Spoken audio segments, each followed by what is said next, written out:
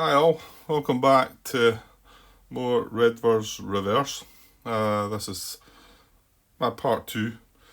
Did come back up tonight, wondering about going to the other table and starting the unconditional surrender Mediterranean scenario that I've got set up.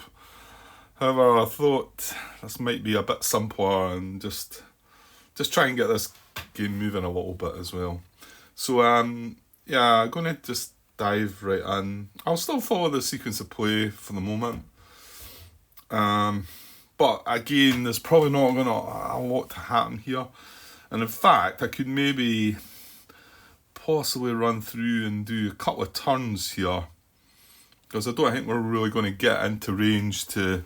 Well, that's not true. You might see some the artillery firing, possibly.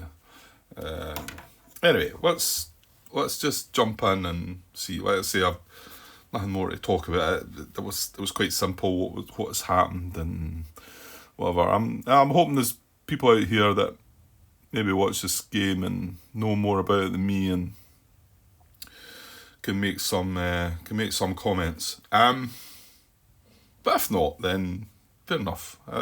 The main part for this is, as always, it's me enjoying playing a game. I'm hoping I'm going to get that from this. I must admit, I'm not 100% sure of it, but it took me a while to go and buy it, and it wasn't that expensive a game. But I seen it ages ago and thought about it. I suppose it's not a big, well-known game. Also, it's in a 1899, the Second Boer War. It's not something that's sort of common, like well known or whatever. It's like a bit different, but then that suits some people as well. See, a lot of people like that kind of thing.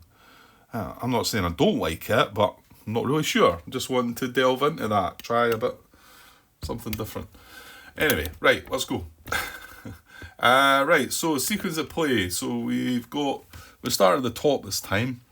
And it's a struggle for me seeing a way up there. I'm probably better looking at the camera. But then I need to stretch up and grab the marker. So what we got? British. Well, hang on. Can't you get a little bit? I can if I manoeuvre things a little bit. That's probably a bit better for me. Yeah, just need to watch. I'm in between stacks of counters and things. Right, so British event segment. It basically says return the close order and Bob Hart to cup. Right. The Bob Hart chit I've still not come across myself, but the close order, I've had that. I think there's two or three versions, two or three occurrences of that in the event chit cup. It's good for close combat, but it's not so good outside close combat, and you've got to put on a unit and whatever. Anyway, well, I'm sure we'll see it as things go on. So we've none of them to put back in the cup, so we're going to move down to the next bullet, which is draw a British event chit. So I'll just hold it there, zoom out a little bit, and they're just over here in this yellow tub, so we'll shuffle them up and grab one out. There we go. Right, so they're all got British event. Right, fourth light activated. Okay.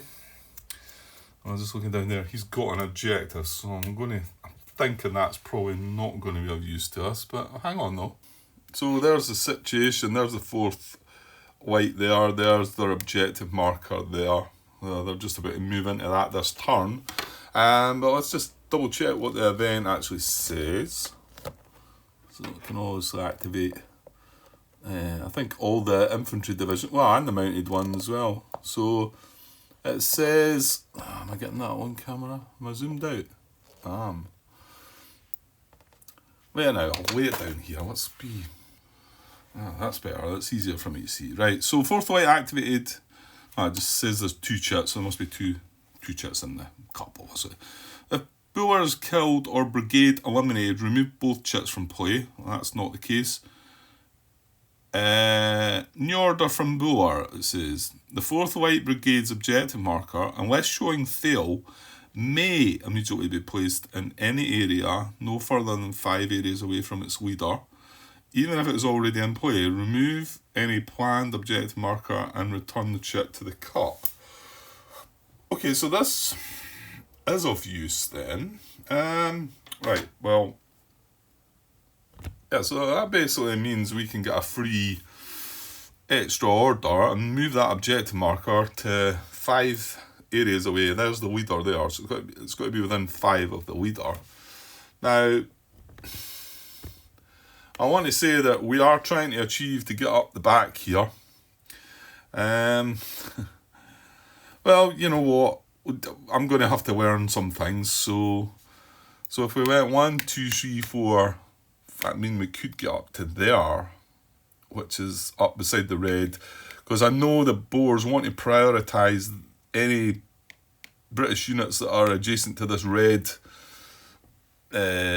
map edge, because I think once we move off of that, and again, it's one of these things I'm not quite sure how it all works. I've got a habit of doing that with victory conditions. Just start playing the game. What do you do? How'd you win, Grant? No, I don't know. So 1, 2, 3. Well, actually, from where I am there, 1, 2, 3, 4. So that's a 5 there. So we could go there or there. The thing is, once we move that, we've got to start moving towards that, and we've got to. Oh, hold on. How do we get across the river here?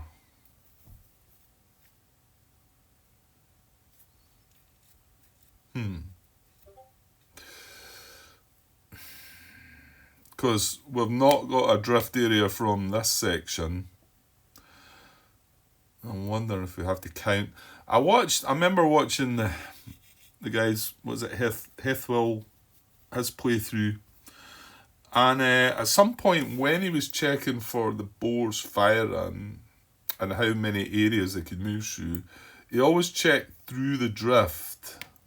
And I tried to find that in the rules, like, let's just say this unit, no, it would have to be artillery, Well, no, in actual fact, hang on here. Was it not something like... It seemed a bit daft to me, though. It was as if he had to be firing through the drift area into this adjacent area. So basically, let's just say we had a British unit there and a British unit there. And then I got the impression he thought you had to fire at this one because it had to go through this drift. And you couldn't fire at that one because it wasn't going through the drift. That just didn't feel right to me.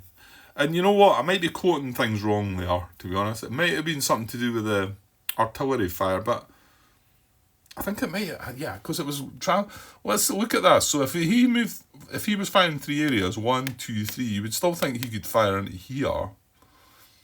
I think he was looking at it that you had to fire 1, 2, 3 into here because of course the drift. But I mean, come on, it's artillery fire, it's firing over things, and even if they're firing adjacent, they're still firing over the river, aren't they? Yeah.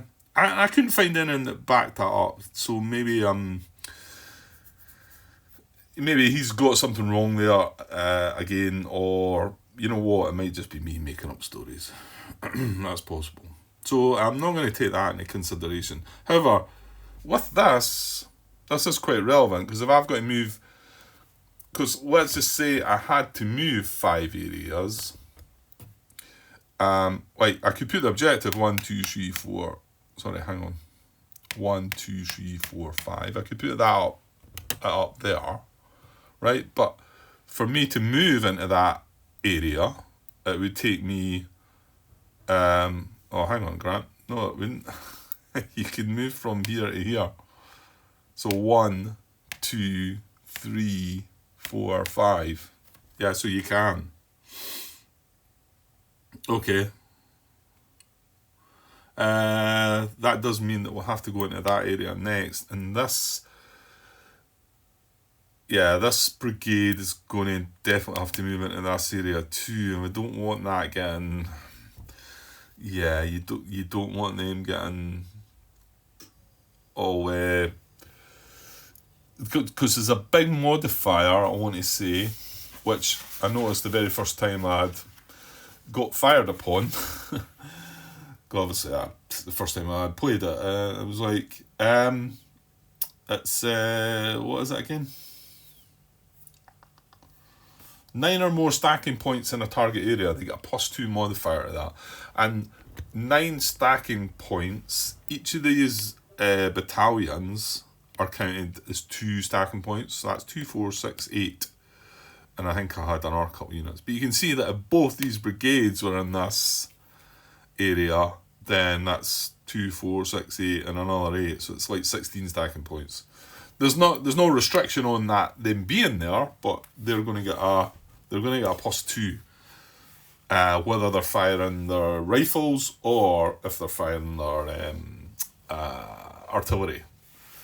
So we kind of don't want that. I mean, is there anything... Oh, hold on here. Hold on. Why don't we head towards this drift, though? Right? 1, 2... see, we need another point to get in. 3, 4, 5. No, that still takes you there in 5. How about that? Okay, should we do that then? Should we move it away up there? You know what? I'm not quite sure what I'm doing anyway. So let's do that. So I'm gonna change this. And it doesn't mess with the planned objective. It just takes the actual objective marker. It says even if it's already in play, and place it in an area no more further than 5 areas away, and then return the chip to the cup. So I'm going to do that. So I'm going to move that 1, 2, 3, 4, 5. I'm going to move that into there then. So we've changed that. And to be honest, I can move into that. I can move into this central area here if I want, because that's 1, 2, 3, 4, 5. Or I could move into here. 1, 2, 3, yeah, that's 1, 2, 3, 4, 5 as well. So I've got a choice there. What I don't want is these 2 brigades moving into the same area. But there's a break between these. And these definitely have to move into here. They've not got an option. They need to get closer to that. Well, I say they, I mean the leader and one of his units need to move into there. Okay, so that's good. I'll put that there, and we will chuck this back in the cup then. That's what it says happens. So they're quite good, actually. I mean, then, and it's a may as well. So it says may immediately be placed. So if for some reason you didn't want to, and I might find out that I kind of didn't want to do that and wanted to stay where it was, it's possible. But I mean, our main purpose is, our main goal is to get up the back there, I think. So I dare say we're going to take casualties on the way, right? But yeah, I believe it can be a pretty tough game. Going on what I was reading, and like I say, there's not an awful lot of video footage out there that's accurate enough to show. But I want to say the little bit that the designer had shown, I think he was getting kind of beaten up, to be honest. I don't think he didn't show too much, but what he did show, it didn't look like it was going his way, and well, going the British way, shall we say. Right, okay, that is the event then. Yeah, just a nice short part, Grant. 13 minutes in, and all you've done is drawn up an event sheet, and you're way up the top here, and this is... Right, get on with it. Right, so draw a British event. Right, we've done that. So British command point segment. If Bueller with... I don't know if it's Bueller or Bueller. I want to say Bueller, but you feel like there maybe should be an I in there before the L or something like that. Or an E, another E or something. It reads as Bueller, doesn't it? Well, maybe somebody will correct me. I might say either or. Anyway, if Bueller with HQ operative collect 3 CPs, if Bueller alone or dead but HQ operative collect 1 CP. Yeah. So we don't need to go and look at more detail on that. So I think we decided he was only going to get 1, didn't he? Yeah, so he moved away from the HQ. He's not in the same area as the HQ.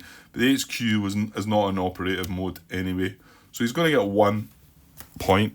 So I meant use these to track how many commands you've got. Actually, I think Martin, the guy that done that rule change in the cards. Yeah, I'd be interested to check his cards out as well. You know, I think... He was a bit... I get the feeling he was a bit frustrated with the rules and how it was. He asked quite a lot of questions, it seemed, and I think he wanted to try and... He must have enjoyed the game too and wanted to try and get a bit more out of it. And tried to do his own thing. I think his cards could be interesting to look at as well. But I need to get the basic play of this first before I kind of make my choices on what I'm doing. Right, so we've got 1 point only. But remember, we've got Colonel Long who can, and what is it? Let's just see what it says that in the rules. There it's there. This is on page 4 under 4.3 British Send Order segment. It says one order may be sent from Long directly to a brigade of batteries in the same area unless its objective marker showing fail. This order does not cost the CP. Use the same procedure as above, but immediately place the objective marker in the designated area, even if it is already in play. Remove any planned objective marker. So he gets to avoid the dice roll stuff as well then, doesn't he? So, well, let's sort him out first. So he's going to give that command to Lieutenant Ogilvy in the... This is the naval artillery section. And we're not using the planned objective. It did just say... but immediately place the objective marker in the designated area. Yeah, here's the problem with this. I wasn't sure about this as well. Although we started with a historical setup, I'm not sure if once turn one's out of the way that I should be like just doing what I want. What I did in this situation was still select the historical objectives until they got to their... Well, I'm saying until they got there. We've already moved that one away from its historical, but that's because it was an event. So I'm going to stick with that one. So naval section, is that a naval section? Yeah. So I'm going to put it back to where it historically was set. And that's objective this time, so it's not, we're not going to have to roll on that one. No, that's really good actually. Yeah, there's no roll at all, is there? There's no roll from the planned bit, and there's none of the receive orders, is there? Yeah, that's really good. That's avoiding 2 die rolls, that, isn't it? Okay, right, and then the other one is going to be given to... Right, how come I've got 2 of them here then, have I? Oh no, he's got a planned objective there, Grant. That is the 2nd Artillery. So he's got a planned objective, which is, remember, some of them got delayed until this turn. So we're just going to use the 1 order to get Major General Hart moving, hopefully. So I'm going to spend that command, and we're going to get his... Right, have I made a blunder then? Because I'm not... No, I'm talking rubbish, haven't I? We've already got a planned objective for him as well. What's the one that we're needing to spend on then? It must be down here.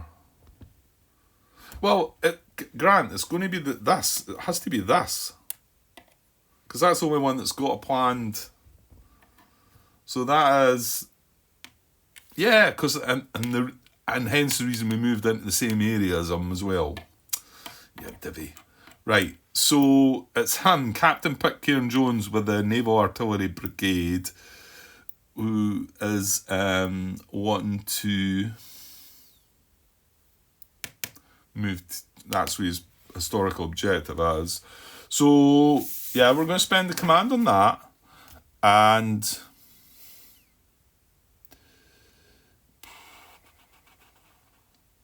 No, hang on, I'm losing my...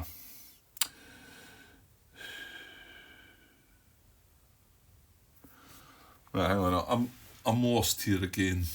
Do I put the planned objective in there, or do I... Yeah, I do. I put the planned objective marker in here,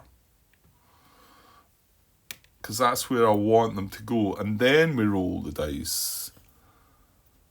Yeah, to see... Well, actually, this is a one that I think we don't need to roll a dice, because he's adjacent, he's in the same area. So, the same area as HQ or Bueller, it's on automatic, the order arrives. Yeah, so in actual fact, in this case, I just need to put... Yeah, that's right. I just need to put the objective in. Oh, that means there's There's not the receive orders one then, is there?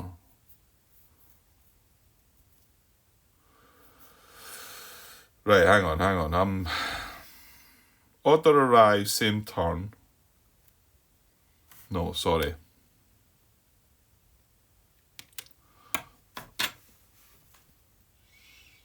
Yeah, I'm getting muddled up here. Hang on, let me pause a second and work this one out. Yeah, we're just thinking back. When turn 1, we laid out all the planned objectives for all 9 brigades. We then rolled the dice on the British send orders table. Yeah. Why not just look at the sequence of play, Grant? I guess it's just awful long and up here, but I mean, if I did step through, I guess this is where the cards would work better, wouldn't they? You're flipping a card over, you're not having to go right down this. I think this is something that would certainly benefit in this game. There's that many steps. So, right, we collected 1 point, okay? So now we're down to British send orders. Use long to place an objective marker in an area. We'd done that. We did actually use long. And then we used the 1 CP to place a planned objective marker in an area. We did that with the Naval Artillery Brigade. So we've done both of these things. We're then going to roll on the British send orders table. Right, and I'm not going to come down to that table because on that table, it tells me that if the distance from Buller to the leader involved is the same area, the order arrives automatically. So if it says, if order arrives, place objective marker on the turn and status track. Yeah, it says it there, Grant. Yeah, divvy. So although it's automatic, it goes where it tells you the turns to arrive. And with that case, it is same turn. So yeah, that's where I was just getting flustered. So that will arrive on this turn. Now the one with long, it just automatically went on the map. I think that's maybe what threw me there, because he was able to do something a bit fancier than what we've been normally doing. Okay, if order lost, remove planned objective mark. Well, that wasn't the case. And then repeat for each order sent. Well, that's all the orders we sent. We just had the 1 command point, and we used long to do the other one directly on the map. Okay, good. So, British receive order segment. Now, if game turn marker in same box as objective marker, roll on British receive orders table. So now we take all of these off. And, well, we're going to leave the game turn and the confidence marker. So we're going to take all of these off. And 4 of these were from the last turn, remember? And we've got the 1 from this turn. And just cycling through that while we're still here. Yeah, we're going to check if it's ignore order, we do not place the objective marker. That doesn't say we remove the planned objective though. So if it ignores it, we just leave the planned objective marker then, do we? No, we don't. So if they ignore the order, we remove the planned objective marker as well. Yeah, because you've then got to give it another order to go out there, haven't you?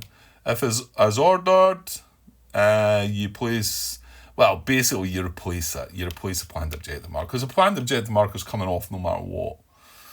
And then it might charge to the guns. We'll come to that. Remove planned objective marker. And then repeat for each order received. Well, we've got 5 orders to check. Okay, so there's our 5 orders. And these are all based on the type of leader that's involved. Aggressive being the more likely to succeed, good, and then cautious being the less likely. So we've got, might as well deal with them in this order. So this is Pitcairn, I'll zoom out there again, Captain Pitcairn Jones with the Naval Artillery Brigade. You can see he's a C, so we're going to check his one first. Up there a little bit. Yeah, take that away. Yeah, this isn't a big, well, as usual with these games, I mean, it's a full-size map, this, so Is that? I think it's a 22 by 34, I think. Doesn't maybe look as big, but it's got this a lot of information around the side. The map itself isn't maybe that big. But then you also got tables and charts round about you, and then the rule books want to get involved. And I mean, there's loads of space. I've got loads of space. This is my longer table along here. But then when you're trying to record that, and also not just record that, I want to be able to read this, so I need to have it closer to me and then move out of the way to look at something else. It can be awkward. Right, what we're doing, we're checking for British Receive Orders table. Right, so Pitcairn Jones is a C, so he's cautious. There's no modifiers to this. So we need a high roll. Here we go. Oh, that's not high. Oh, I tell you what, it was looking like a 2 or a 3 that, and we've got away with that. So that's a 7, so I think he just got away with that. In fact, that's the only thing we could get on the other dice was a 6 to get a result. So that's his ordered, so that was a good result. So, yeah. So Pitcairn Jones, Naval Artillery Brigade, that's the one we just placed this turn. So his objective's done, and the planned objective marker comes off. Just while I'm looking there at these empty spaces, I don't know if this is a good idea or not. I think these are meant to be placed on there. I just wonder if that's going to confuse me. Because that's a planned objective marker. Now remember, his objective marker's out there. But it's just to keep it. I mean, I don't know. I was keeping them generally off map. And then the 1st Artillery Brigade could go here. And the 2nd English planned objective could go here. You know what? I don't think I'm going to put them out there just now. Maybe as I see how the game moves on, we'll see. It's not really... As long as you still know what you're doing. Right, so that was the first one. Well, the next one on the queue here I've got is a mounted. The mounted is a C as well. Yeah, kind of hoping they're going to get moving this turn. So we need above a 6 again, because he's cautious. Oh, and another 7 now, but that. 6 and a 1 as well, again. So as ordered, so that's good. So we take the planned objective for the mounted and replace it with the objective marker. And Huang Wani. It's got a cool name, if that's how it's pronounced. Yeah, it's strange. It's strange lettering for an English speaker, I think. Well, mind you, I've seen worse than that. I don't know. And when I mean worse, I mean just more awkward to try and pronounce. Okay, so what we got next? Well, we've got this... I'm just going in order here. 6 Fusiliers. These are here. They're cautious as well. Just wanting to try and get this going. So again, we need a 7 or better. 2 7s and then we get a 6. So just fails. So that's ignore. So that planned objective marker is going to come off and sit with the objective marker down here. So they're going to have to wait a little longer. And then we've got the 5th Irish. He's an A. How did he fail? Oh no, he didn't fail. He just had to wait his time. Because he was 2 sections away, wasn't he? And in fact, the 2nd Artillery Brigade are the other ones with the C. Right, well, we'll deal with the 5th Irish first. They are an A, so they're aggressive. So anything more than a 3, a 4 or better. And that's another 7. So that works as ordered. Not the charge, we've got it works for the charge to guns as well. So as ordered for the 5th Irish. So that's going to knock that away, and that goes away. And then finally the 2nd Artillery Brigade that I just looked at, and that's a C. So he's cautious as well, so needs a 7 or better. 11, right, that might be charge the guns.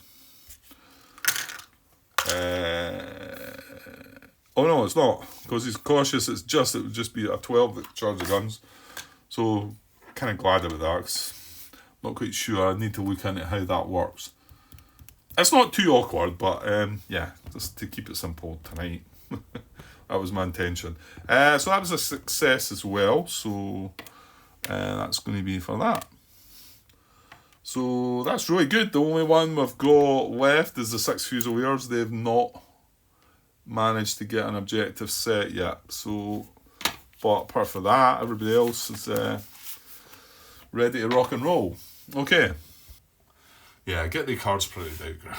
I think it was just the thought of printing out cards, and I don't know if I've got card as well, because I like to try and do it in a sort of, I mean, not professional way, but just make them kind of nice. Although the ones for the RAF, my printer was really dodgy at the time, and although I've got another printer now, so anyway. Right, so we've been right through this again, cycled through this. I think we looked at it as we were, because I don't like keep coming back to every step here, you know. I mean, if I had the card, that's the thing. I could have the card lying on the map, and we could look at it that way. So that would make, yeah. I think I'll try and see if I can get that. Yeah. Don't need to be professional, Grant. Just get some cards with the words printed on them. That's all. Right. So repeat for each order. We've done that. So British emergency withdrawal again. Not going to happen. Shellfire phase. Right. Boar shellfire. Just looking across again, nothing's moved up yet.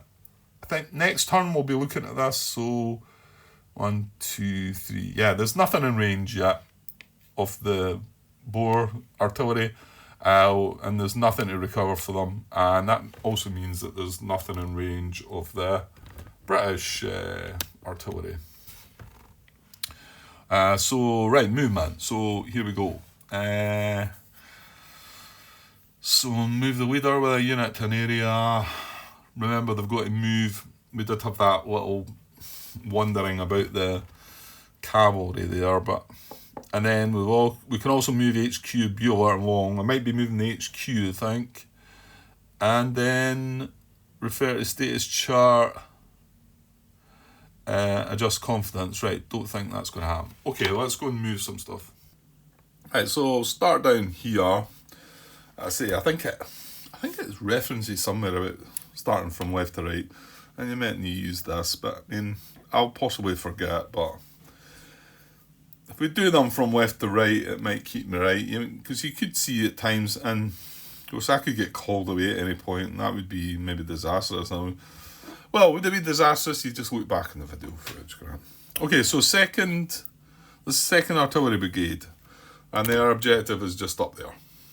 That was the historical for them. So, I was going to say nice and simple, but they've actually got 2 movements. So, well, it is nice and simple. Yeah, because they're going to get in range now. I think they're going to be out of range of the Boer artillery, so that's nice. So, yeah, we're going to move them all. And they've got 2 movement. So, 1, 2... into the objective, so the objective comes away. Yeah.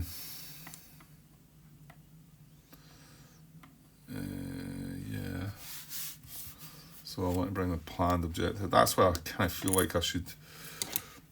Don't know. Part of me feels like putting the 2 objective markers in here, but I don't know. If you've got some stuff off the map, Grant, just leave it off the map. I think so.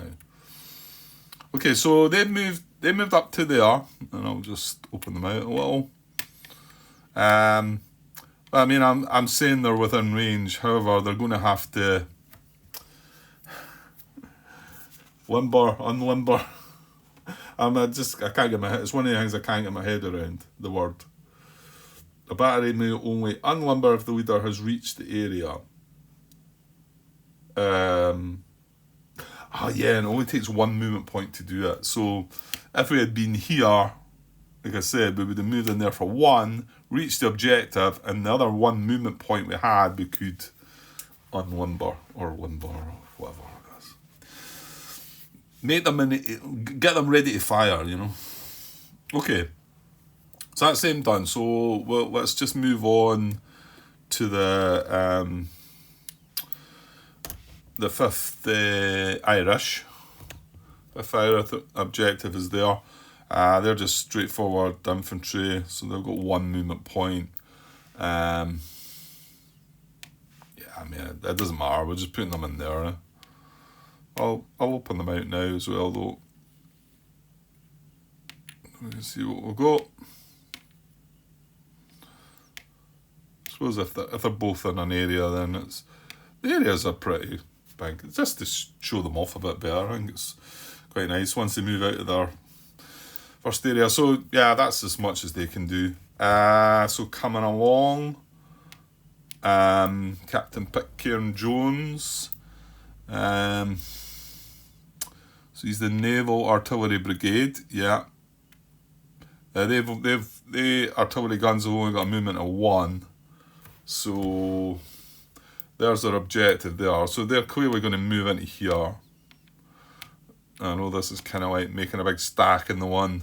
I'll just leave them stacked just now because these guys are going to move out anyway. I probably should have moved them first, to be honest. I don't think it matters how you do it. So, well, let's just get the, what is it, 4th Light on the move. So I think we said, now we put them in there. I think we said, no, hold on, Grant. You said you could put them in there. Thing is, here, what we're going to have next at the end of this, or when I say at the end of this, we're going to be in range of this if we move into there.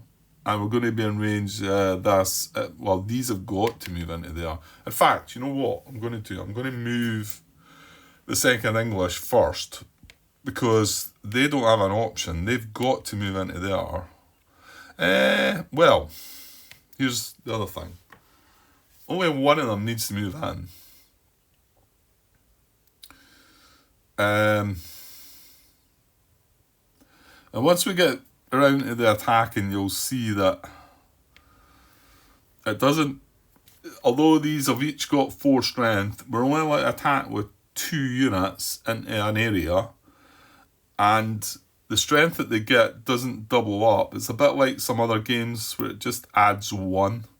So we would get 4, we would declare this as our attacking unit, and this guy would join along. You know, if he was, let me just assume that I moved them 2 into there, and we wanted to attack that area, then it would be 4, and then we would have a multiple attack using this guy, which adds another +1. I think I maybe did mention that, didn't I? So that would be 5 attacking into there. Remember, we're rolling 1 dice, so the most we could get there is an 11. However, you get a -2 for being in a placement, and you get a -2 for being hidden. So that 11 becomes a 7, and a 7 does not hit. I need 8 or higher. So there's no possible way of us hitting that. So there's not even any point taking a shot. Now, if we move the rest of these guys in here, though, and the other thing we can't do is you've got to declare all your fire targets first before you actually start firing. So, well, you know what I'm going to do? I'm going to just move these guys up, and then I'll carry on talking about what I was talking about there. So that's in there. I'll just put that in there. That's the Naval Artillery Brigade. That's where they're going. And we can spread them out a little bit now as well. Yeah, because I'll show you, because the 4th Light are going to move in here, or are they? Is that silly? Well, it's not really, because this can only fire on either them or them. And I think it goes no, I think we get to choose that one. No, it's randomly. Yeah, they've got these plot markers, which I dare say they might be useful in certain circumstances, and I've not been deep enough into the game to put plot markers down, but to me anyway, and again, I could have things wrong. It looks like it can be a simple case of rolling a dice or randomising between, odd or even, 1, 2, 3, 4, 5, 6 sort of thing. But I dare say that there can be more choices to make as the game moves on. So that's maybe not fair to judge them as of yet. But I'm not going to put 3 plot markers on one area and 3 pot markers on another, if I can just sort of say, right, that's odd, that's even. Just roll the dice. So, I don't know. I don't think I'm missing anything with that, but I might be. Right, so... yeah, because moving them into there doesn't do anything. No, I'm just going to move them into here. I'm going to move them into here. So they're in different... I wouldn't want to move them into the same area, but this is separated. Because that would be bad. That would give them that extra +2. So I'm moving them into there. And then I'll start telling you what I was going to tell you. That what we can't do... let's just say, like I said, I'm going to attack in here with a British rifle fire. And I'm going to select this guy to attack. So then what we do at first is... I should probably wait and show you a bit. Just to see... we put a single attack marker in there, right? And then we're going to... this guy's going to join in. So he's allowed to do that because there's not a multiple attack marker in there yet. Now there is. So he can join in. So that becomes 5. So then we go and work out our other infantry brigades to see... what we can't do is now attack into there with them because there's a multiple attack already in there. So we can't join up with that and create another 5 strength attacking. At least that is my belief. So, yeah, it's pretty tough to get through them at first, to get at them. Which is fine. It looks like you can get there. You want your artillery to sort of loosen them up a bit, get them... because, I mean, as soon as they take... actually... yeah, I mean, it doesn't help them as a target. What you need them to do is fire at you first. Because when they fire at you, they lose that hidden marker and they drop -2. So then that 5 plus the 6, 11, minus just the 2 now, rather than the -4, is 9, which is above 8. So, which is above 7. And then you get a hit on them. So I want to say there was something else, but... yeah, I mean, I thought at first it gave them negative modifiers if they were disrupted or that, but it does for when they fire, but it doesn't when you're targeting them. No, it doesn't. British fire. Yeah. Okay, anyway, let's press on. So, move them. We moved them. So, Ogilvy is next, right? He was Wong. He got the order from Wong. Has he got 2 as well, movement?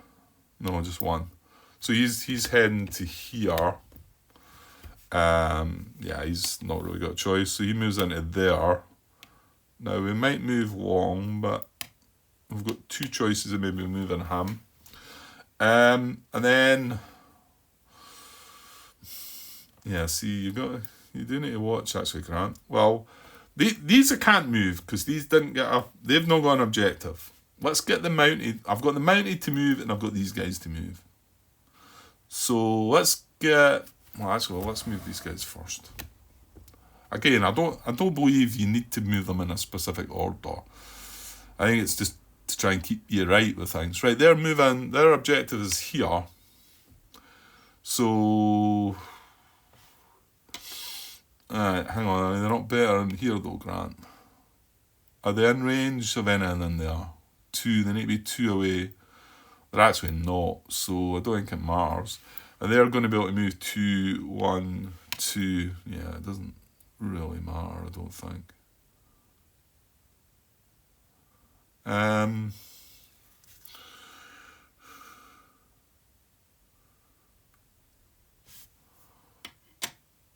One, 2. Yeah, it's fine. I'm going to move them all into there then. Oh, no, they've got 2 movement. Well, they can reach their objective then. Yeah. Well, that's sure. What of them? They go 1, 2. Well, they can then go 1, 2.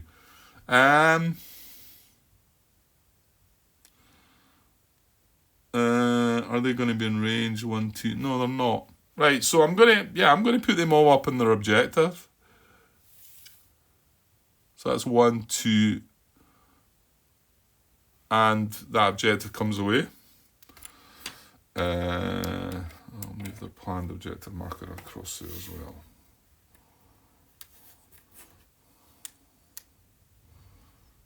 There we go. And then the mounted have got 2 movement, obviously, so they're going to go 1. They're just going to go 2 into there, I think. Yeah. Well, let's show them off a bit. Come on. They've got a lot. They've got 6, I think, haven't they? Yeah. Oh!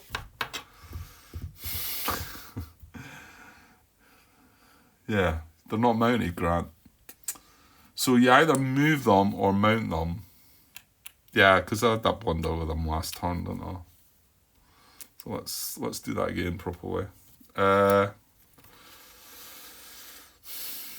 think it benefits me by mounting them, doesn't it? Because I think it's pretty simple kind of maths, I think. But if I go 1 this turn, and then 1, 3, 4, so 5. So it takes me 6 turns to reach my objective.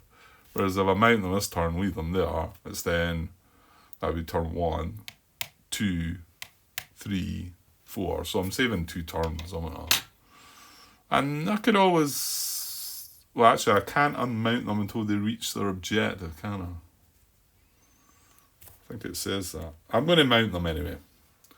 So it takes them...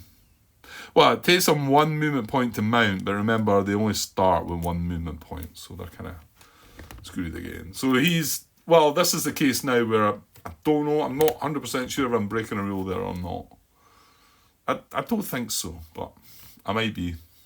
It's possible. Well, that's everybody moved. Say the 6 Fusiliers cannot move, so yeah, let's move on. Right, so that was movement. Oh, HQ, Bueller and Long, hang on.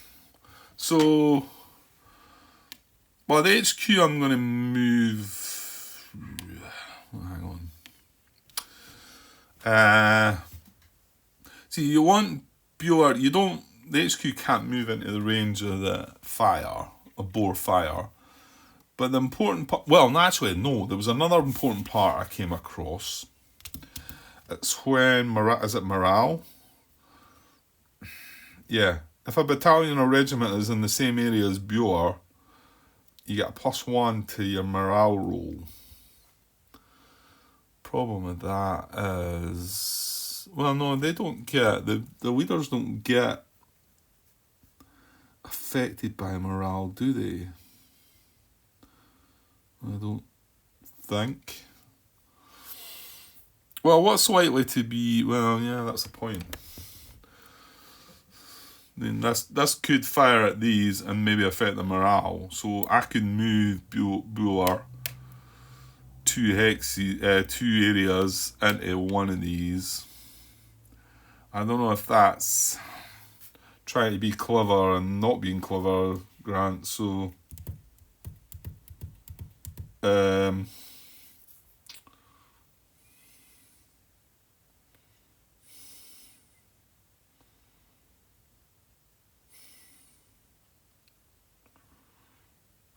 yeah, unit recovery modifiers as well.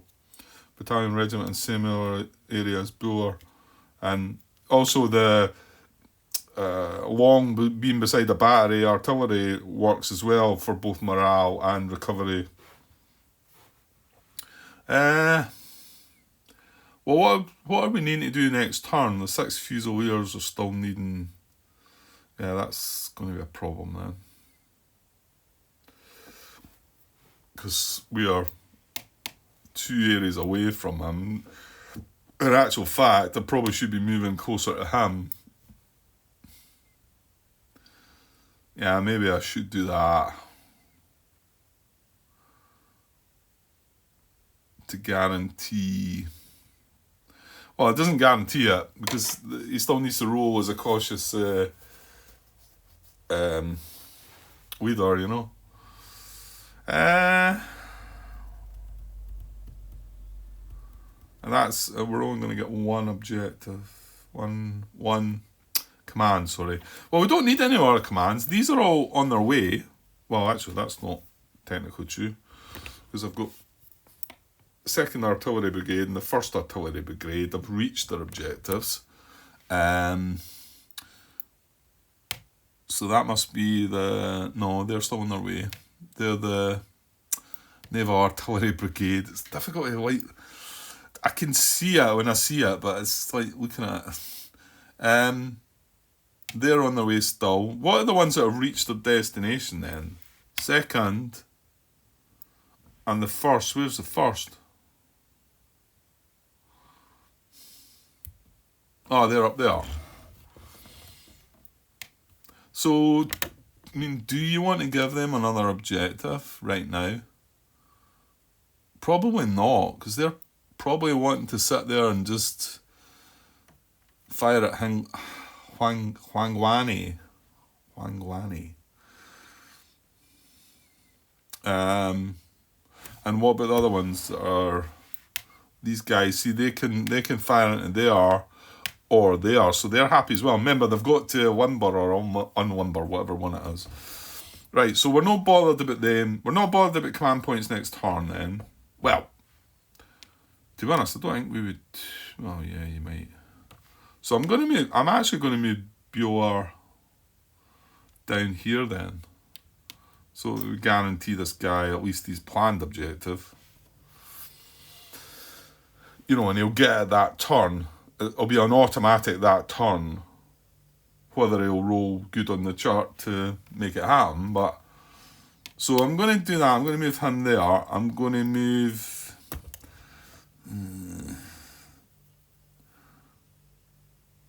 Well, I think I should probably move the HQ up then. So I'm going to move the HQ 1, 2 up into there. Just to get a bit closer. Because I think Bjor's then going to come back. So next turn he could go 1, 2 into there beside him. And then he can go back to his operational side, then we'll get 3 commands. But that's a bit away. And then Colonel Long. Well, remember, yeah, he can give out. I think he maybe just wants to stick with us. That's going to there and that's going to there. So, yeah, I'm just going to move him in there then. Leave him with there. Okay. Right. This is still taking you an hour, isn't it?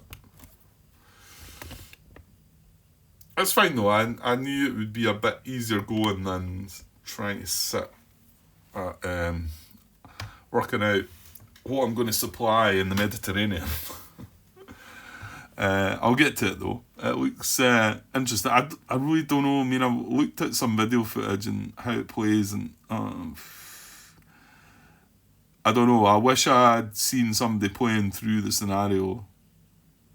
There's not really a video of that scenario, apart from the designer himself playing along with somebody, but they only do the first couple of turns or something. Anyway, that's not what we're here doing, Grant. So we've done all the movement. We've moved HQ, Bjorn Long. We don't need to refer to the status chart. British assault segment, there's none of that. There's no British that are in the same area as Boer units. Boer events, it's not turn 5 yet. Boer movement. Well, basically, I think it's once the events start getting drawn that unleashes some Boer movement. What I played it, I never got to that bit, so. Which, yeah, I mean, I could have played more of this before starting to record it, but I felt like I was getting stuck a little bit and felt like it was just going to sort of sit there if I didn't do anything about it. So that's why we're here. We're learning as we play, as usual. So yeah, Boer movement. There's not going to be any of that. Yeah, it's not any of that. So rifle fire phase though. So British rifle fire phase, and it says refer to the fire procedure chart. So we're across this side now, and I mean this side. Yeah, And then we've got another wee step marker here that would cycle us through this. However, we're not going to be able to do anything, like I've said, because the only things that we can fire upon, this brigade could attack this area, or this brigade could attack this area.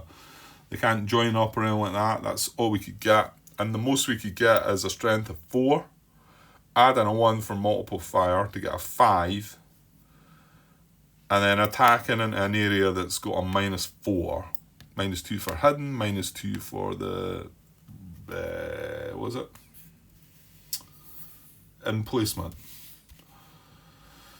So, what did I say? 5 minus 4 gives us a 1, and we need to roll an 8. So on a 1d6 it doesn't work. On a 2d6 it works. I'm going to play it with just the 1d6.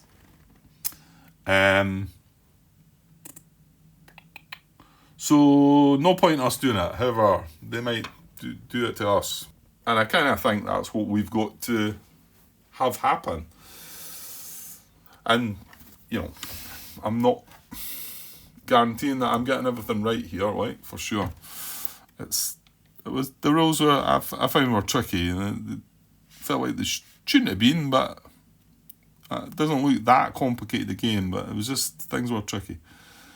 I just wonder that drift marker there. We moved adjacent to one of the drift markers. Do we get to have a look at that right away? We only had 1 movement point, so I'm not sure about that. Movement, probably. Hang on. Maybe that bit will tell us. Page 6. Drifting bridge areas of Tugela River may only be crossed via a drift or bridge area. These areas are counted for the purpose of calculating movement distance. These areas are counted for the purpose of calculating movement distance. Ooh, yeah, that's a point. Because that costs an extra 1. You've got to move into a drift before you move in. Well, looking back on that whole situation with the 4th light, we would have still had to cross a drift no matter what. So it would have just added 1 to my calculation. So when a drift area with the drift marker showing drift is about to be entered by a battalion or regiment, the player must first find the drift. Each drift is a drift marker. Right, okay. So it's when I'm about to move into it. So adjust it to show its value, roll 2 dice. The drift will be found if that value or less is rolled. If the drift is found, remove the drift marker and the drift area can now be entered. If it's not found, leave the drift marker showing its value. Battalion or regiment may not enter the drift area. Stay where it is. And if in play, the planned objective and objective markers of its brigade are removed. Oh dear. Okay. Maybe just as well I had to look at that then, because I'm not sure I would have clicked to that. Right, well, it's when we want to go and try and move into the drift that matters. So we'll bother about that when it comes to it. Right, so we're not going to have British rifle fire. British recovery, there's nothing to recover. Right, bore rifle fire segment. Refer to the fire procedure chart. Okay, I think we should see something this time. So, bore rifle fire chart is the procedures up this side. Try and move that a little bit actually. Right, so... Oh! Alright. Obviously wasn't tight enough. Right, so generate 1 target area for each firing unit in order of strongest firing unit first. Right, and then there's going to come, sometimes there's going to be points where we're going to have to try and work out what area, but it's going to be simple at first.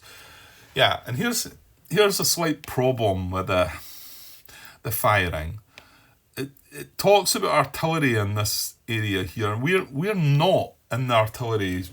The bore shell fire phase was back in step 5, and we're now on step 7 here. And I think this is something that they could have done better, because I mean, you use this procedure if you're firing artillery, and you use it if you're firing rifle fire. But I think that's something that could confuse. I don't know. Could just be me again, maybe. Anyway, so commandos. Right, artillery target an area up to range of 3 hexes. Well, we're not doing artillery fire. We're not in the bore shell fire phase. Commandos target an area up to range of 1 area. That's what we're doing. They're commandos, rifle fire, right?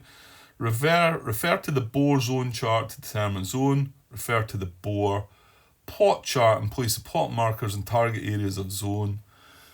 Roll to generate target area. If a single attack marker in target area rolled, adjust marker to multiple attack. Place a single attack marker in target area rolled. Multiple attack marker placed if second unit fires in the area. Remove the plot markers. Repeat 10.1 for each firing unit. So that's important, that you repeat this procedure for each firing unit. That's before you actually start firing. You've got to set up the targets first. But I mean, there's a lot in that doesn't need to be. I don't know. I want to try and make it procedural. You're going through each step and whatever. But right, let's see how I make of that. Well, it's simpler here because we've only got one bore unit that can fire at anything. There's only one bore unit that is adjacent to a British unit, and that's this guy here, Boxburg. He's only got a strength of 2, which is kind of good for us. So he can fire into here, or he can fire into here. Right? So let's look at what one is it? Asks you about the bore zone chart first, doesn't it? I'll have a glance at this, but I don't want to go too deep because we're going to get around to having to look at this. Come on. Refer to bore zone chart, then bore plot chart, then roll to generate target area. So there's the bore zone chart. So this is where you would start your priorities. We've got 2 different areas we can fire into, right? Priority A is all 5 areas adjacent to the red map edge, right? So 1, 2, 3, 4, 5. If any units are in any of them, it wants to prioritise them because they're then going to move to relieve the siege of Ladysmith and bad things are going to happen to the bores. So makes sense. Priority B, which is number 2, priority B is all areas not adjacent to the red map edge, but north of the river, and it says all drifts and bridges as well. So that one you can see, we're not north of the river, we're south of the river, but you can see any areas in here that are not adjacent to the red, they would be the next in priority. Obviously they're getting closer to the red, they're across the river. Makes sense, doesn't it? And then C is all areas south of the river. Well, that's where we are. But both of the areas that they can target are south of the river. So that's not helping us, is it? We're both at the same bit. So, and then from that, our bore plot chart. Oh, right, I missed this. Well, there you go. I missed this. I think I was thinking about the plot numbers and I thought, well, I don't need plot numbers. I'm like, got 2 areas, they're both the same. I just need to roll odd or even, or 1, 2, 3, 4, 5, 6. And I just looked at this. And this is the actual targets that I'll look at. Again, with priorities. If there was any units routed, it would prioritise that. The thing is, surely this has nothing to do with the area yet, Grant. No. So if you had routed units in one of the areas, I don't think that would jump to that and say that's the area you've got to pick. So I've maybe been making a mistake with that one. Because this tells you the bore plot chart. And it says up there, what does it say? Refer to the bore plot chart and place the plot markers in target areas of zone. Right, well, the thing is, we know the zones are all south of the river. We've still got 2 areas.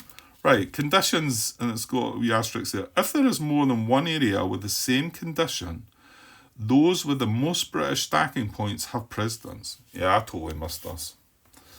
Well, that's good then. I'm glad that spotted this because this actually feels better as well. So we're going to start with the closest area. Well, we know that that's... I'm not quite sure. Well, if it was artillery, it would matter, but the fact they've only got a range of 1, so they're both going to be as close. And the next priority is equal number in each area. And then the next one is extra and closest area. Ooh. Right, I'm not quite getting that. Is there anything in the rules about Boer plot chart? Right, give me a second. No, I know what this is meaning. And this might have something to do with... This might be relevant to these plot markers then. Because what that's meaning is we start with the closest area. Well, both areas are as close, and that this is where we put the plot numbers. We put an equal number in each area, right? So basically, I'm going to put 3 plot markers in beside the 4th white, and I'm going to put 3 plot markers in beside the 2nd English. However, if we had any left over, they would go in the closest area. Well, we're already... Yeah, that's not going to... So if you had 3 areas that were adjacent, it'd be 2, 2, and 2. If you had 4 areas that he could target that were all adjacent, and none of them were any more priority than that, I'm not quite sure what you would do there then. Let's see what Martin's rules take on that. Let's see. I didn't think I was struggling to find this, but I actually had the pages all muddled up. It takes you back when you go to Boer rifle fire. It brings you back to here, which is... So it's all kind of built into one. I don't know if you can see that clear. It's a sort of brown sort of text. I think he's done this for reasons... I think his cards are linked to the rules here in some way. I've not really studied it anyway. Range. A commando target area may be their own or neighbouring area that contains British units. Okay. And then viable and non-viable target areas. Near commandos nor artillery were target areas already containing a multiple attack marker. Or that ones that only contain Boer Long or the HQ. Okay. Artillery will not target areas that only contain suppressed or routed units. Now, that's one to try and remember because I could see myself forgetting that. And then, so priority areas, Boer units will give top priority to their own area. So that's saying that they'll prioritise their own area. That doesn't say that in the Boer zone chart, does it? It says its priority as the red map edge. So am I missing something there? Give top priority to their own area. And then the 5 areas along the northern red edge. Ooh, well, I'm not seeing that there, but he's obviously wrote that down for a reason. Hang on. Errata possibilities. Boer zone chart. No.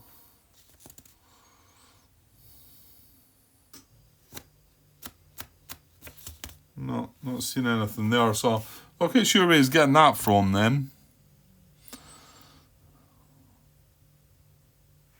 Right, so then the 5 areas on the map edge, Zone A. They will then prioritise north of the river, drifts and bridges, and finally south of the river. Okay. But we wanted to go a bit further than that and see... moving things. Just getting things in the way here. So what's next? Each commander in a group can fire in different areas, but a single commander may not split. Yeah, I know all that. The unit will plot its fire into Zone A if it contains a viable target. If it doesn't, into Zone B, if there's a viable target there. And if not, and then into Zone Z. If there's no viable target in any of the zones, it will not plot fire.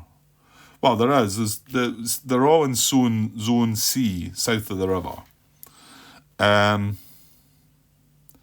Within its target zone, the unit will now establish 6 pot markers, binoculars side up in the visible target areas. If there is a single viable target in the zone,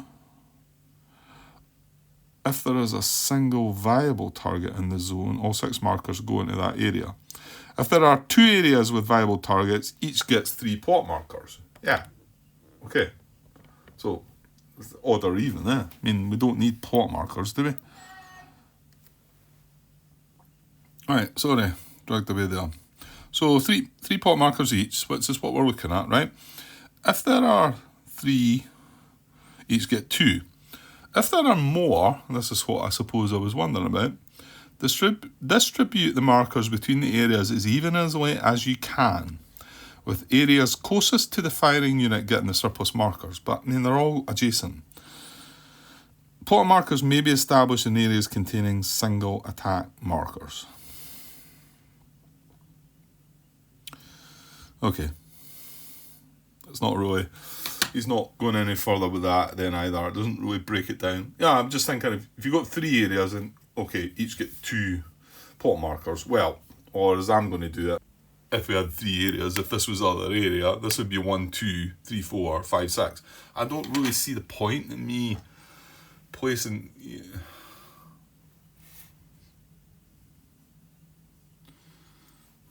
Showing binoculars side up. Well, I suppose. It doesn't really matter how you do it, does it? I mean, these are just 1 to 6, these pot markers. You know, it's just the spots on the dice. And then you would sort of, I mean, he's saying to put them face up, but I mean, you need to see what they are. But, you know, let's put two in here, and 2 in here, and 2 in here, and then flip them up and see what they are. We're rolling 1 dice and then see what they are. It's too much carry on, isn't it? Unless... somebody let me know if I'm missing the obvious. It feels to me like there's too much. So I would just say, right, this is a 1, 2, this is a 3, 4, this is a 5, 6, and roll a dice. But yeah, if there was 4, you'd have 1, 2, 3, 4, and where would you put the other 2? And obviously the rules say closest to the firing unit, but all I could do there is randomise between them. But the other bits of that board plot chart, start with closest area, equal number in each area, yeah, extra and yeah, no, that's fine. And the board target chart then, does that break that down? No, that's just when you find your area, surely, isn't it? When you've found your area, then you look at the board target chart. I bet that's what it says up there.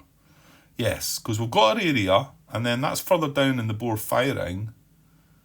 Yes, it is there. Right, I've blundered with that a little bit, but that's fine. So he can fire. Right, here's the other thing. I remember reading somewhere in the forums about the fact that this guy doesn't really want to lose his hidden marker if it's impossible to hit these, right? The problem is we're going to draw one of these, right? Now, if you draw that -2 there, this is random. Then his 2 becomes a 0. So he's firing with 0. Now, what are the extra bits and bobs that he gets? Well, let's have a look at that. So here, the bore fire modifiers. So now, he's not a multiple attack because there's only 1 unit that's attacking, right? So he doesn't get that. He's not going to get that because I've been careful enough this time to not have 9 or more stacking points in the target area. They're split between, there's 8... There's 8 in each area, so we've not got 9. And then that's the SP of the unit, which is 2, right? But this is the counter that we just drew. And if we drew the -2, then obviously that's 0. He's not disrupted, not suppressed. He's not in the same area. Then he's targeting us. This is the British target. It's not routed. It's not in close order. It's not mounted. It's not in a drift or bridge area. That would be beneficial to us. It's in a brush or hill area, and that would not be beneficial. That would be beneficial to us if it was in Colenso and no bore units present. Which I spotted that one. That's easy to miss as well.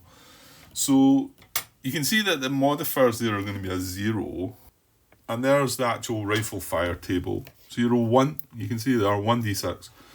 A 7 or less, it's a 0. So he needs an 8. So if he does have that -2, then the thing is, you've got to go and draw this, I think. Well, hold on here. Could it be that you're allowed to draw the SP and then say, right, he's not going to fire?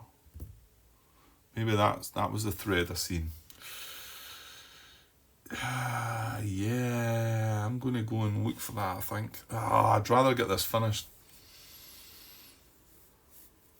I definitely remember seeing something, somebody was asking a question regarding that, will they not fire if they can't get an 8? So, does it allow you to draw the SP counter and then decide not to fire? I wonder. It felt like, I'm pretty sure it was the designer that answered the question. And okay, the question might have been something slightly different.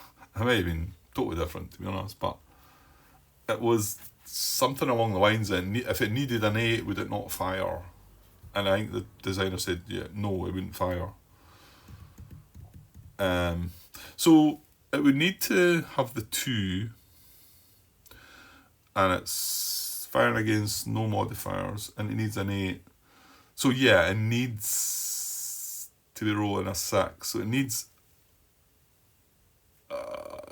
if it gets a -1 or -2, it's not going to resolve it, is it? Right, let's hope it doesn't get that. If somebody knows the answer to that one, I'm going to go and look it up tomorrow though, because it's getting late now. So I'm going to give him, well, I'll show you where we're at. In fact, no, we're not decided yet. He's going to target this or that. This is 1, 2, 3. This is 4, 5, 6, right? That's how I'm doing it. I'm not going to be putting these pot markers down unless it's... I can see all this. Sorry. Just one dice, right? 1, 2, 3, 4, 5, 6. So it's a 6. So it's going to be the green ones. The second English. Right? So second English. So it places a single attack marker in that area. So, and it doesn't have another unit with it. If it had another unit with it, it would become a multiple attack, you know. Or for that matter, if they had a unit in here, adjacent as well, it could then set up an attack on this and then turn that into a multiple attack.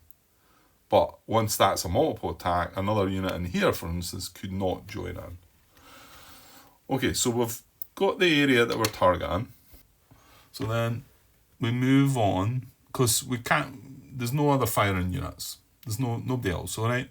So we're going to resolve the fire in the order of strongest firing unit first. Well, there's only one. So if a commando, place an SP counter, right? So now we'd randomly draw one of these SP counters out of that card. So I'm going to draw one, and we're going to hope it's not a minus something. Right, here we go. Oh,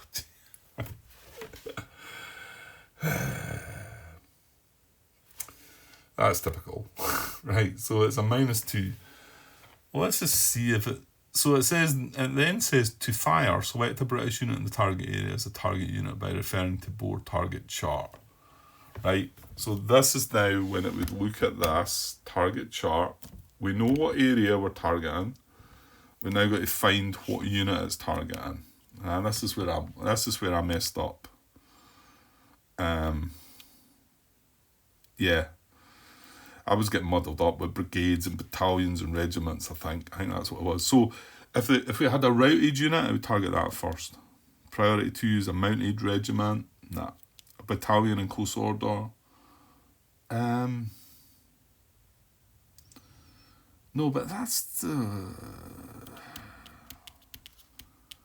yeah, they would all be in close order, would they not? Other battalion.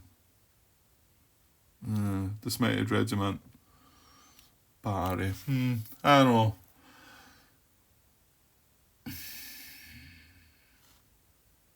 I suppose these things could be in that same area, I suppose. So I want to say that it's... Actually, I want to say that it's my choice, but I might have that wrong. This is getting long.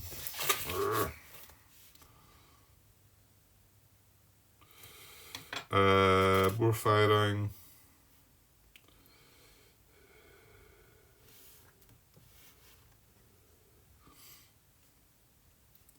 Apply them to the target unit. I guess maybe it isn't something that I get to select then. What does Martin say on that? Give me a second. His rules do actually say when they start shooting, you draw an SP counter at random from the cup, place it onto the unit that is firing, which suggests that they maybe do have to be committed to that then.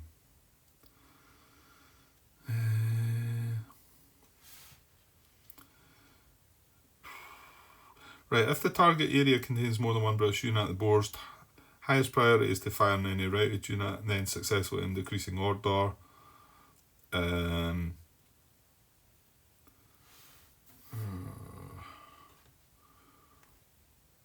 Well, it doesn't really give me I guess it's just random. Well, the thing is, if one unit was hit though, is that random or not? That's a question I need to know. Because there's nothing there that says it needs to target the unit that's already taken a hit. You know, if one of these guys had took a hit the last turn. So I need to know if it's going to be a random choice between the four or if it's me who gets the pack. I think I was deciding it was me that got the pack because the target chart did not bring me to anybody that was routed or mounted or in close order. And it says other battalion. I don't know what that means, other battalion. I really don't know what that means, that one. Okay, it's too late and I need to get this finished. So, well, I don't know if I should be firing here or not. Well, they can't hit with that. What I'm going to do is, because we're finishing the turn, I'm going to say that they're not going to fire. Now, that might be wrong. If I come back and find out more and find out they should have fired, then I'm going to remove the hidden marker. Because that's all that's going to happen. They're not going to hit anything, because with a -2, they're not going to hit. And then you can see at the end of that, it says remove any hidden marker.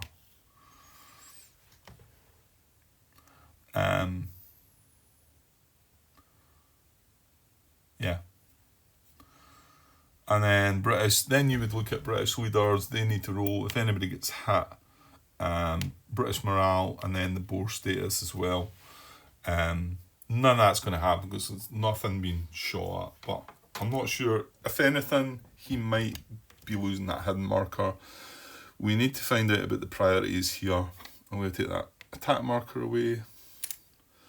I'm just going to skip on by to the end here quickly because it's going on too long.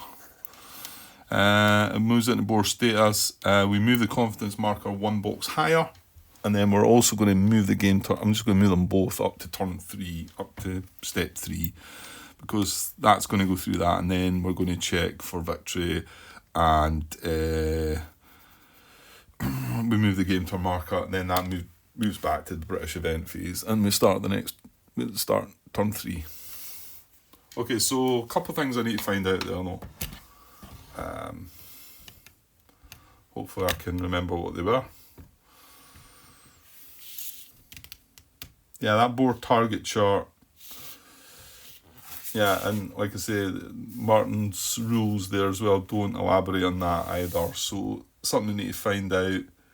Also, should they have fired? Were they allowed to stop the fire when they knew they couldn't hit? Or are they committed? I mean, I would kind of think they're committed because it's a bit unfair if they draw a 2 and then they get to fire, you know? Anyway, right, okay, I better stop this for now because creeping up an hour and a half. I'll be back with tomorrow. I've quite enjoyed this. I know not an awful lot happened, but you can see things starting to happen, and then next turn there'll be more. So yeah, I'm quite keen on. It looks like I'm going to push on with it a bit more than what I was fiddling about myself. So but I do want to get across to the other table as well. So maybe do a bit of both tomorrow, hopefully, because I'm off. Okay, I'll be back later. Cheers.